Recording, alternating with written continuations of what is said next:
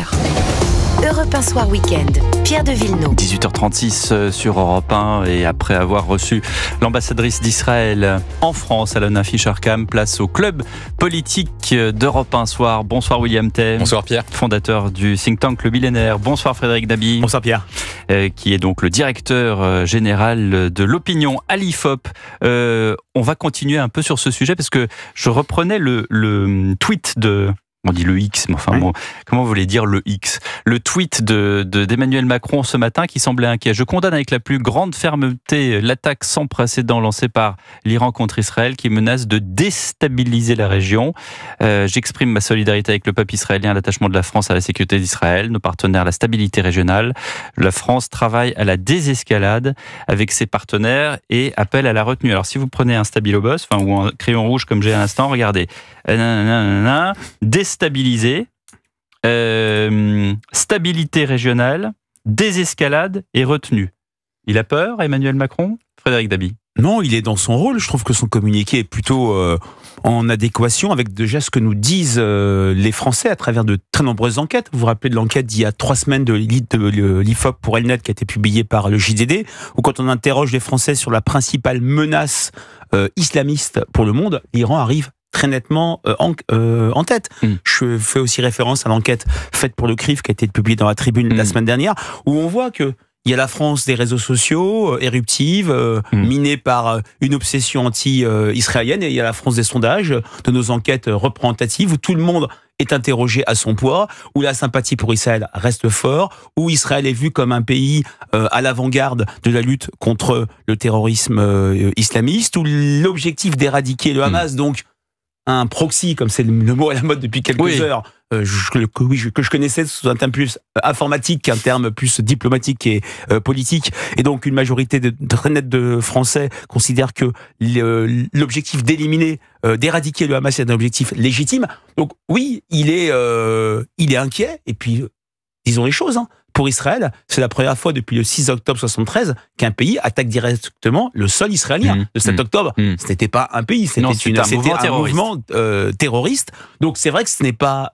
anodin. Alors, on a bien expliqué, d'autres personnes beaucoup plus calées que moi, que c'était un baroud d'honneur, que c'était une riposte minimale pour ne pas perdre la face après ce qui s'est passé le 1er avril, mais ce n'est pas pour autant quelque chose d'anodin. Donc ça reflète bien, je trouve que les paroles présidentielles, je le dis très à titre citoyen, reflètent bien cette ambivalence entre inquiétude et bien sûr crainte d'une escalade. Avec le G7 qui à l'instant dit qu'il est prêt à prendre des mesures face à d'autres initiatives de déstabilisation. C'est une dépêche urgente que je vous lis. William Tay.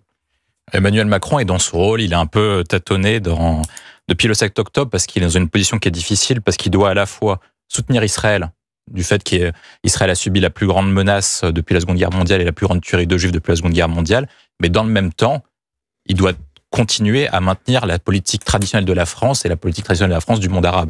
Et la politique traditionnelle de la France dans le monde arabe, c'est celle de dire non aux va-t-en-guerre, de dire non à ceux qui veulent régionaliser le conflit et de dire non à ceux qui veulent mondialiser le conflit. Or, moi, ce que je pense, c'est que le rôle d'Emmanuel Macron, c'est de dire non à Benjamin Netanyahou, comme Dominique de Villepin a dit non à George W. Bush. Parce que depuis le 7 octobre, le seul personne...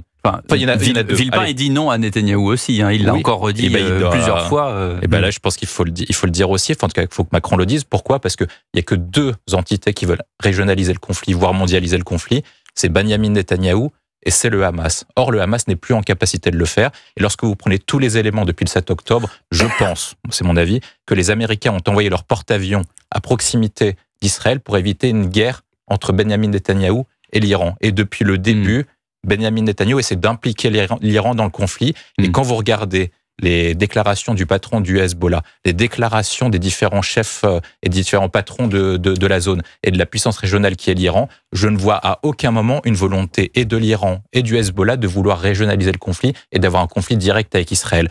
Or, moi, ce que je pense, c'est que Benjamin Netanyahou est en opposition avec la politique de Barack Obama à l'époque, qui avait mis un accord avec l'Iran, et donc en opposition avec la politique de Biden, et il aimerait bien que Trump revienne au pouvoir, parce qu'il pense que la principale menace pour la sécurité de la zone d'Israël, c'est pas Gaza, c'est pas le Hamas, il pense que c'est l'Iran, et que du coup, il faut déclarer la guerre à l'Iran, et donc il va profiter de ce point-là pour essayer de conduire à une escalade. Parce qu'ici, on est très précis dans les termes, quand on regarde les événements, vraisemblablement, l'Iran a prévenu d'une manière ou d'une autre, directe ou indirecte, les États-Unis. 72 heures avant, 72 heures avant qu'ils allaient attaquer attaquer, pour faire en sorte que la riposte soit une riposte d'affichage, mais ce soit pas une riposte qui conduise à des morts et donc qui conduise à une escalade et donc à une régionalisation du conflit. Alors précision juste, ce sont 2 porte-avions qui sont au large d'Israël et ce ne sont pas que 2 porte-avions pour que nos auditeurs comprennent, ce sont 2 escadres, c'est-à-dire qu'un porte-avions est toujours en soutien avec une ou plusieurs frégates et un sous-marin nucléaire évidemment. Oui, lorsqu'on interroge les Français, jamais la crainte d'une guerre mondiale n'a été aussi forte. Avec ce qui se passe en Ukraine avec la Russie et au prochain. Donc on est vraiment dans un moment absolument tragique, dans un contexte en plus où, par rapport il y a une dizaine d'années, les Français s'intéressent aux questions internationales. L'époque où l'international était un pays lointain, qui n'intéressait que les personnes âgées, les diplômés, les personnes très au fait de ces questions, est absolument révolue parce que il y a une logique d'opinion, j'ai envie de dire, intérieure qui se met en place. C'est que ce qui se passe à l'international, finalement, peut avoir des conséquences très rapides sur nos vies. Alors, vous citiez tout à l'heure William Barack Obama. Est-ce que c'est une référence? Est-ce qu'il ne faut pas rappeler son aveuglement sur la Syrie? Quand en 2013, François Hollande et la Grande-Bretagne l'incitaient à intervenir en Syrie, entre parenthèses, les Français n'avaient pas du tout suivi François Hollande, comme ils n'ont pas du tout suivi Emmanuel Macron sur l'envoi de troupes possible en Ukraine.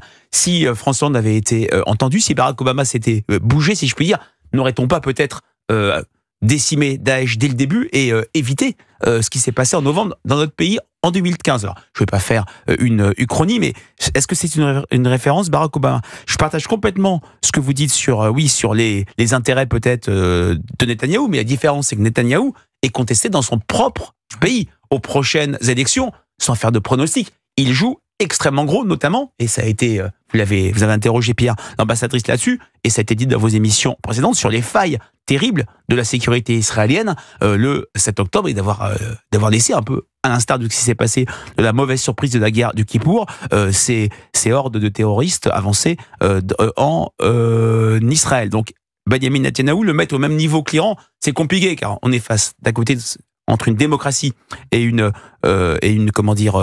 théocratie, et puis le Hezbollah, oui, il ne veut pas régionaliser le conflit, mais je crois que c'est quasiment tous les jours. Il envoie des missiles, des bombes, des roquettes sur le nord d'Israël, et je crois qu'il y a, la routine, on se disait, mais il y a entre 300 000 et 400 000 personnes avec qui ne peuvent pas habiter chez eux. Donc c'est vrai que c'est une question que je trouve assez compliquée. En tout cas, bien sûr, il faut espérer une absence d'escalade.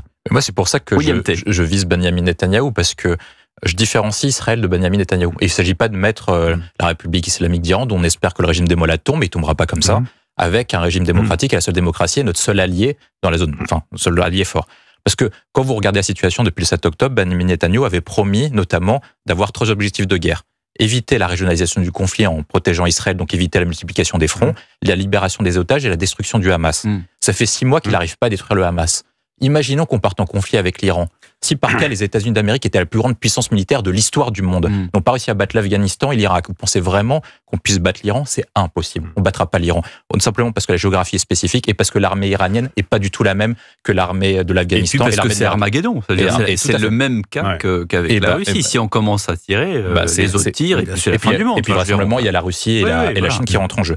Le deuxième point, c'est que Benyamin Netanyahou, l'ensemble des dirigeants occidentaux lui ont prévenu sur les lignes rouges, lui ont dit ce qui allait se passer si par cas il intervenait de manière non ciblée et non proportionnée à Gaza. Donc sur un ensemble de points, Benyamin Netanyahou ne joue pas la sécurité d'Israël, ne joue pas en fait la destruction du Hamas, mais joue uniquement sa survie politique, parce qu'il sait que vraisemblablement, comme l'ancienne première ministre lors du Kippour, il perdra son poste à l'issue de la fin de la guerre. Il essaie de faire en sorte en fait, de répondre à une certaine crispation de l'opinion publique israélienne, de besoin de sécurité, et de radicaliser le conflit pour pouvoir sauver son poste dans un objectif d'intérêt personnel. Parce que s'il veut assurer la sécurité d'Israël, il n'a aucun intérêt de bombarder et d'attaquer le consulat d'Iran à Damas. Il n'a aucun intérêt de régionaliser le conflit et d'attaquer le Liban, d'où c'est un ensemble de stratégies qui fait en sorte, je pense, qui conduit Israël dans le mur. Et il y a quand même un point qui est quand même très important. Si par cas, l'objectif réel de Benyamin Netanyahou, c'était de libérer les otages, je ne connais pas un seul expert militaire qui dira qu'il faut bombarder Gaza pendant 4 semaines et d'envoyer des troupes dans l'endroit le plus densément peuplé pour pouvoir libérer les otages. Donc je pense que sa stratégie va dans le mur. Je pense que pour Israël et pour l'avenir de la zone, il doit être remplacé